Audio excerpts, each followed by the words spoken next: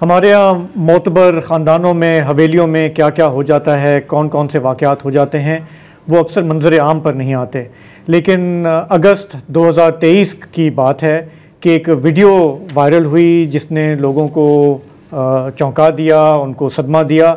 और ये वीडियो थी एक 10 साला बच्ची की जो एक हवेली में है, वो निढाल है। और उसी वीडियो के ज़रिए पता चलता है कि वो कैसे बेदर्दी से मारी गई। अगर ये वीडियो वायरल ना होती तो शायद ये मामला भी दब जाता। बात है 10 साला फ़ातिमा की, जिसे वहाँ जहाँ पे वो काम कर रही थी, जिस फैमिली में, उन्होंने कहा कि जिसकी तबीयत ख़राब होगी, इसकी नेचुरल डेथ है और पेट में दर्द है, और उसे दफना भी दिया गया था। लेकिन वीडियो वायरल होने के बाद शोर मचा और कब्र कुशाई हुई। पता ये चला आगे जाके कि बच्ची पे तशद्दुद होता था। वो 9 माह से वहाँ पे काम कर रही थी, दिन रात वहीं पे काम करती थी।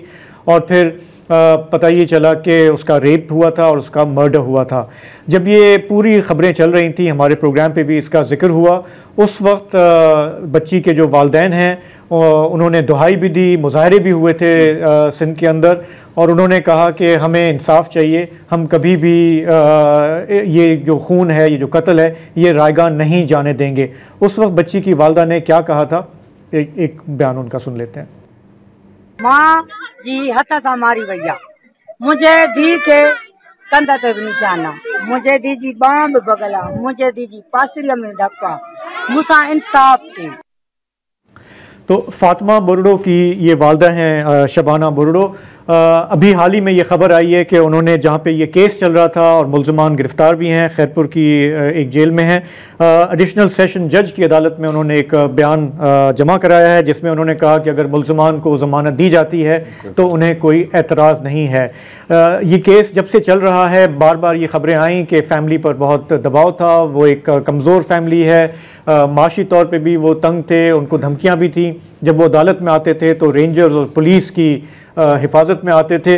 BBC उर्दू पर रियाज सोहेल ने जो मालूमात इकट्ठी करके शाया की हैं, उसके मुताबिक ये भी नज़र आता है कि फ़ैमिली पर दबाव था कि आप मुका कर लें, आप सुलह कर लें। तो ये पहली बार नहीं है, इस तरह के हमने 12 केसेस देखे हैं। बड़े मुल्जिम थे, उनका क्या नाम था, उन्हें अलामती तौर पे शायद गिरफ्तार भी किया गया था। जो मुल्जिमान है उनका नाम है पीर असद शाह, उनकी अहलियां हैं हिना शाह और उनके वालिद हैं फयाज शाह, और ये रानीपुर का नाम फातिमा फरीद होता। तो अब ये जब ये पिछले साल जब ये मामला चल रहे थे, ज़ाहिर है कि चूँकि ये एक पीपल्स पार्टी के एक MNA की फैमिली है, इल्ज़ामात हैं कि उन्होंने असर और रसूख भी इस्तेमाल किया अपने इन जवाबदारों को बचाने के लिए। लेकिन यहाँ पर थी केयर टेकर गवर्नमेंट सिंध में, और उस वक्त लॉ मिनिस्टर थे उमर सुमरो साहब, जिन्हें काफ़ी दिलचस्पी लेके कोशिश की कि लॉ और प्रोसेस जो है वो फॉलो हो। तो अब जबकि ये पता चला है कि बज़ाहिर कोई सुलह हो रही है, उमर सुमरो साहब से हमने रब्ता किया, वो इस वक्त फ़ोन लाइन पर हमारे साथ हैं। उमर, ये बताइएगा कि जिस तरह का हम कहते हैं कि मंतकी अंजाम की तरफ इस तरह के मामला चले जाते हैं, आपको कोई हैरत कि फैमिली ने, बज़ाहिर रिपोर्ट्स आ रही हैं कि सुलह कर लिए? जी, हैरत तो नहीं है, प्रेशर तो देखिए साहब उस वक्त भी था। और जब मैं फातिमा फुरो की वालदा से मिलने गया था, ये एक्चुअली इनकी जमीनों पे रहते हैं पीर साहब की, तो उनके मुरीद भी हैं या हारिक हैं या शेयर क्रॉपर, जो भी आप इनको कहना चाहें। तो उस वक्त इन्होंने कहा था कि मैं सुलह नहीं करूंगी। उस वक्त हमने इनको ये भी ऑफर दी थी कि हम आपको कराची में रीलोकेट कर लेते हैं, बट वो उन्होंने इस ऑफर इसलिए रिजेक्ट की कि ऑब्वियसली वहाँ वो किसी को जानते नहीं है, एंड दे फेल्ट कि वहाँ जरा और वल्नरेबल होंगे, बिकॉज कभी इतने बड़े शहर में अपने रानीपुर से बाहर तो कभी गए नहीं है। जहाँ तक कानूनी नुक्ते नजर अगर आप ये देखें तो ये जो उन्होंने एप्लीकेशन दी है, I think without a shadow of doubt under pressure ही दी है। But let's talk about the law. This is a non compoundable offence. इसका मतलब है कि इस पे राजीनामा नहीं हो सकता। Rape and honour killings they are not compoundable. तो अगर ये राजीनामा दे भी देती हैं या अगर ब्लड मनी एक्सेप्ट भी कर लेती हैं, जो सीनियर सिविल जज या डिस्ट्रिक्ट जज के पास ये एप्लीकेशन आएगी, he must reject it. And I think उस वक्त हमें एक और पॉइंट उठाया था साहब, वो ये था कि 8 से 10 और FIRs लॉन्च होनी चाहिए थी और वो क्यों? क्योंकि सीसीटीवी कैमरा फुटेज में ये वाजे हुआ था कि उस मकान में 8 से 9 और माइनर्स काम कर रहे थे, एंड सीसीटीवी फुटेज से ये रिवील हुआ था, and it was hushed up that they were also placed in similar situations with grievous bodily harm, and there is all the reason to believe कि उन पर यही फिजिकल तशद्दुद और रेप हुआ था। और इसमें ऑफिशियल्स भी थे उमर साहब, आपको याद होगा, हेल्थ ऑफिशियल्स थे, पुलिस ऑफिशियल्स थे, जिनकी कनाइवेंस थी, जो मामले को दबाने की कोशिश कर रहे थे। बल्कि मैं स्पेसिफिकली अगर बात करूं तो उमर सुमरो साहब का ही एक बयान आया था, मुझे याद है अब इसी केस के बाद, कि पहले जो डीएनए सैंपल्स थे फातिमा फरीदो के कपड़ों पर और पीर असद शाह के, वो मैच नहीं हुए। उनका कहना था कि क्योंकि वो स्पेसिमेन डिस्ट्रॉय कर दिया गया था। क्या ये दुरुस्त है उमर सुमरो साहब? और फिर बाद में जो डीएनए टेस्ट हुए थे उसमें मैच हुए थे सैंपल्स? जी हाँ, बिल्कुल दुरुस्त रहा साहब, और बिल्कुल सही कह रहे हैं।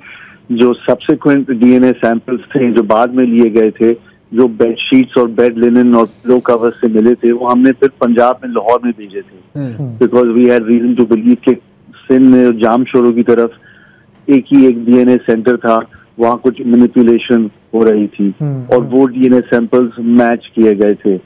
और ऑफ कोर्स कंसिडरेबल प्रेशर था, बिकॉज ये मेंबर ऑफ पार्लियामेंट भी हैं और ये रिपीटेडली आते हैं, और अपेरेंटली इनकी बहुत बड़ी गद्दी है। तो मुझे भी बताया गया था कि भाई साहब गोली 50 रुपए की आती है। अच्छा, आपको ये मैसेज दिया गया था? वेल, मुझे तो सटली दिया गया था, बट मोर ओवर्टली अब कहना तो नहीं चाहिए, लेकिन इनके रिश्तेदार सब मेरे वालिद साहब के यहाँ पहुंच गए थे दफ्तर, कि आप लोग के साथ इतनी जनरेशनल हमारे ताल्लुकात हैं, तो वजीर कानून इतना पर्सनल क्यों हो रहे हैं? अच्छा, आप लाख कानूनी दलाइल देते रहे, जाहिर है कानून से आपका ताल्लुक है, लेकिन हम नाजिम जोखियो केस देख चुके हैं, शाहरुख जुतोई केस देख चुके हैं, तो यहाँ भी अल्लाह के नाम पे तो माफ़ करना मतलब एक नॉर्मल बात है। मेरा ख्याल है हमें अब इस पे हैरत नहीं होनी चाहिए। हैरत तो इनको भी नहीं है। अच्छा, नहीं मतलब देखें, अभी इन्होंने नज़र ये आ रहा है कि उन्होंने कहा है कि हमें ज़मानत पे एतराज़ नहीं है, मतलब ये लोग जेल से बाहर आ जाएं। अभी लोग खैरपुर सेंट्रल जेल में हैं, ये लोग बाहर आ जाएं, आगे फिर ये अपने केस को चलाते जाएंगे। मैं आपसे ये पूछना चाह रहा था कि सिंध हाई कोर्ट में भी एक पिटिशन दाखिल हुई थी, आप पता अवेयर अगर हैं तो थोड़ा बताएं कि उसका क्या बनेगा? तो देखिए, अमूमन ऐसे मामलात में सबसे पहले जो स्टेज होती है वो यही होती है कि भाई इनको कम चाप पहले, अगर आपको ट्रायल चलाना है तो आप ट्रायल चलाइए, कम अज कम इसको रिहा तो कर दी, बेल उनका हक है, और जो भी पासपोर्ट वगैरह है, कोई भी श्योरिटी आप रख लीजिए। लेकिन इवन जिस तरह मैंने आपको कहा कि इन रेप और ऑनर किलिंग के केसेस में, इन पर्टिकुलर इन रेप, ये नॉन कंपाउंडेबल है, तो ये स्टेज भी जो है डिस्ट्रिक्ट जज को अलाउ नहीं करना चाहिए।